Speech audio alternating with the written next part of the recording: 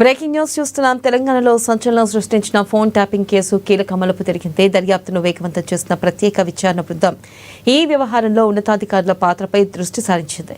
తాజాగా ఈ కేసులో విచారణకు హాజరు కావాలంటూ మాజీ సీఎస్ సోమేష్ కుమార్, మాజీ ఇంటెలిజెన్స్ చీఫ్ నవీన్ చంద్లకు సిట్ అధికారులు ఆదేశాలను జారీ చేశారు. ఇక జూబ్లీహిల్స్లోని సిట్ కార్యాలయంలో విచారణకు రావాలని ఈ నోటీసుల్లో పేర్కొన్నారు. ఈ కేసులో మాజీ ఉన్నతాధికారులకు సిట్ నోటీసులు జారీ చేయడం రాష్ట్ర వ్యాప్తంగా చర్చనీయాంశంగా మారింది.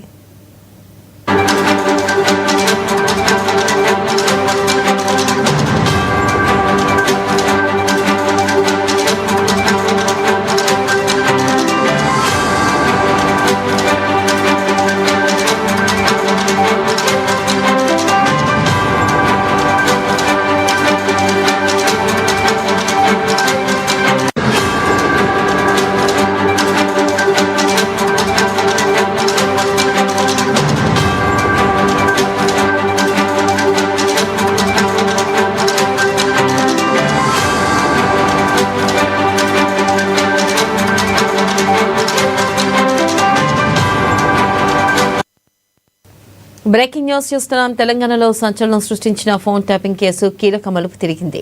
దర్యాప్తును వేగవంతం చేయాలని ప్రత్యేక విచారణ బృందం ఈ వ్యవహారంలో ఉన్నతాధికారుల పాత్రపై దృష్టి సారించింది.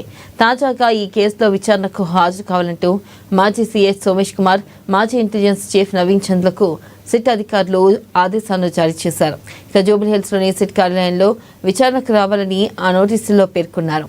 ఇక ఈ కేసులో మాజీ ఉన్నతాధికారులకు సిట్ నోటీసులు జారీ చేయడం రాష్ట్ర వ్యాప్తంగా చర్చనీయాంశంగా మారింది.